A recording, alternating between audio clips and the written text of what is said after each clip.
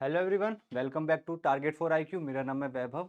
आज की क्लास में हम सुप्रीम कोर्ट के एक लेटेस्ट एंड इंपॉर्टेंट जजमेंट के बारे में बात करेंगे, जो कि अपना सेक्शन नंबर 498 ए आईपीसी से रिलेटेड है, दैट इज क्रुएल्टी। जैसा कि हम जानते हैं, क्रुएल्टी आईपीसी में स्टार्टिंग में नहीं था, बट इसको अमेंडमेंट के थ्रू लाया गया एंड अमेंडमेंट था इसका 1983। अब क्रुएल्टी का ऑब्जेक्ट ये था कि अगर हस्बैंड या हस्बैंड के रिलेटिव के साइड से वाइफ के साथ क्रुएल्टी की जाती है, चाहे क्रुएल्टी फिजिकल हो या मेंटली हो, तो 498 एक आईपीसी का यूज करते हुए वाइफ रिलीफ ले लेती थी या अपने हस्बैंड के अगेंस्ट चार्ज फ्रेम करवा देती थी। बट इसका ट्रेंड मिसयूज की तरफ ज्यादा हो गया, यानी कि अगर वाइफ चाहती है कि अपने हस्बैंड या उनके रिलेटिव्स को परेशान करना, तो 498 ए आईपीसी की धारा जरूर जरूर लगवाती थी, जिससे कि वो परेशान हो। और ये बात अपनी lower judiciary, high court, supreme court को भी पता थी, और ये काफी कंसर्न थी कोर्ट्स कि इस जो ये प्रैक्टिस चल रही है misuse of section number 498 IPC, इसको या तो बंद की जाए या इन पे कहीं ना कहीं एक बैरियर लगाया जाए, एक स्टॉप किया जाए कि ये प्रैक्टिस कम हो जाए। अब आईपीसी में 498 ए आईपीसी थी, ठीक। बट अपना जो बीएनएस आया, भारतीय न्याय संहिता, वहां पे डिट्टो सेक्शन नंबर 498 ए आईपीसी को उठाकर 85 एंड 86 कर दिया गया, यानी कि जो 498 में वर्ड्स लिखे थे एज इट इज, अब बीएनएस में भी वही वर्ड्स हैं, यानी कि जो प्रैक्टिस चल रही थी मिसयूज वाली, वो कंटिन्यू अभी भी है। अब इस वाले जजमेंट में सुप्रीम कोर्ट ने ये कंसर्न दिखाया कि जो प्रैक्टिस पहले चल रही थी वो प्रैक्टिस अब अभी भी चल रही है एंड इन फ्यूचर भी चलेगी।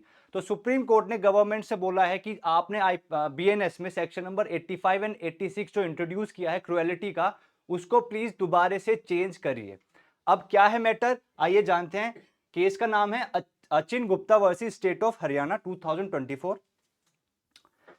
Divorce case was filed by husband against the wife on the ground of cruelty. यहां पर हस्बैंड जो था वो कोर्ट में पहुंचा कि मुझे डाइवोर्स चाहिए on the ground of cruelty. In response to the divorce case, FIR under section 323, 406, 498 A and 506 of IPC was registered against the husband. जब हस्बैंड डाइवोर्स की पिटीशन फाइल करी, तो वाइफ ने क्या किया, वाइफ ने हस्बैंड के खिलाफ चार्जशीट यानी कि एफआईआर लॉन्च करा दी। किन किन सेक्शंस में? 323, 406, 498 ए आईपीसी एंड 506 ऑफ आईपीसी, ठीक। The husband reached to the High Court in order to quash the criminal case against him, but High Court refused to quash the criminal case under Section 482 of CRPC. जब husband को पता चला कि उसकी wife ने उसके against FIR launch करा दी है, और उस एफआईआर में एक सेक्शन था 498 ए आईपीसी, ठीक, तो हस्बैंड सीधा हाई कोर्ट पहुंचा 482 ऑफ सीआरपीसी का यूज करते हुए कि आपके पास यानी हाई कोर्ट के पास पावर है कि 482 में आप इस एफआईआर को क्वैश कर दीजिए, यानी कि रद्द कर दीजिए। बट हाई कोर्ट ने क्या करा, हाई कोर्ट ने ये जो हस्बैंड की पिटीशन थी क्वैश कराने वाली, वो उन्होंने रिजेक्ट कर दी कि हम क्वैश नहीं करते। According to the High Court, the case against the accused didn't qualify category 7 of the state of Haryana versus Bhajanlal judgment. High Court ने क्या बोला कि जो state of Haryana versus Bhajanlal का जो जजमेंट आया था, बेसिकली ये वाला जजमेंट एफआईआर का लैंडमार्क केस है, बट इस वाले केस में कुछ ग्राउंड्स ऐसे भी बताए गए थे कि अगर आपको एफआईआर क्वैश करानी है, तो कुछ आई थिंक 10 टू 12 पॉइंट्स थे कि इन 10 टू 12 पॉइंट्स में से कोई एक पॉइंट भी अगर प्रूफ हो गया तो हम यानी कि हाई कोर्ट क्वैश कर सकती है। तो हाई कोर्ट ने बोला कि इस वाले केस के अकॉर्डिंग जो कैटेगरी नंबर 7 यानी पॉइंट नंबर 7 था, वो एक्यूज प्रूव नहीं कर पाया। तो जब एक्यूज प्रूव नहीं कर पाया, तो हम इस प्रोसीडिंग यानी इस पिटीशन को यानी एफआईआर को क्वैश नहीं करेंगे। और कैटेगरी नंबर 7 में क्या था, where a criminal proceeding is manifestly attended with a mala fide और where proceedings is maliciously instituted with an ulterior motive for wreaking vengeance on the accuse. यानी कि कैटेगरी नंबर 7 में बोला गया था कि अगर एक्यूज ये प्रूव करना चाहता है कि उसके अगेंस्ट जो एफआईआर लॉन्च हुई है वो एक मेलाफाइड इंटेंशन से हुई है, किस बेसलेस ग्राउंड पे हुई है, तो ये प्रूव करना एक्यूज की ही ड्यूटी है। यानी कि अब इस वाले केस में क्या होता है, जब हस्बैंड ने हाई कोर्ट में पिटीशन लगाई कि इस एफआईआर को रद्द कर दिया जाए, बट एक्यूज प्रूव यानी जो हमारा हस्बैंड था वो प्रूव नहीं कर पाया कि ये जो प्रोसीडिंग उसके अगेंस्ट करी गई है अलग अलग धाराओं में, वो गलत है। तो इस बेस पे हाई कोर्ट ने मना कर दिया कि हम ये पिटीशन यानी कि ये जो एफआईआर है हम इसको क्वैश नहीं करेंगे, रद्द नहीं करेंगे। अब जब ये मैटर सुप्रीम कोर्ट में पहुंचा, तो सुप्रीम कोर्ट ने बोला after reading out the FIR and complaint in its entirety, if it is found that the criminal proceedings were initiated with an oblique purpose just to harass the accused, then it is incumbent upon the High Court to exercise their inherent power under Section 482 CRPC to quash such criminal proceedings. Supreme court ने बोला कि भले ही अगर accused prove नहीं कर पाता कि जो उसके अगेंस्ट केस FIR लॉन्च हुआ है वो नहीं है, यानी कि वो गलत किया गया, अगर एक्यूज ये प्रूव भी नहीं कर पाता, बट हाई कोर्ट जब इस केस को यानी FIR को पूरा पढ़ने के बाद इस नतीजे पे पहुंचता है कि FIR पढ़ने के बाद उसको लगता है कि केस तो नहीं बनता, जिसको बोलते हैं prima facie case, prima facie case तो नहीं बनता है, अगर हाई कोर्ट को ये लगता है तो ये हाई कोर्ट की ड्यूटी हो जाती है कि ऐसी प्रोसीडिंग यानी ऐसी FIR को रद्द कर दी जाए, ठीक, क्योंकि ये एक नेचुरल लॉ ऑफ जस्टिस के कॉन्सोनेंस में है। तो सुप्रीम कोर्ट का ये ओपिनियन था। If criminal proceedings are allowed to continue against the husband, this will be abuse of process of law and justice. Supreme court ने यही बोला कि हाई कोर्ट जब FIR पढ़ती है और उसके बाद जब लगता है कि एक्यूज के अगेंस्ट कोई ऑफेंस नहीं बनता, प्राइमा फेसी केस नहीं बनता, बट अगर हाई कोर्ट उसको क्वैश नहीं करती, रद्द नहीं करती, तो ऐसी जो प्रैक्टिस होती है वो लॉ ऑफ जस्टिस के खिलाफ हो जाएगी, यानी कि हस्बैंड के अगेंस्ट जो FIR हुई है वो गलत हो जाएगी, ठीक।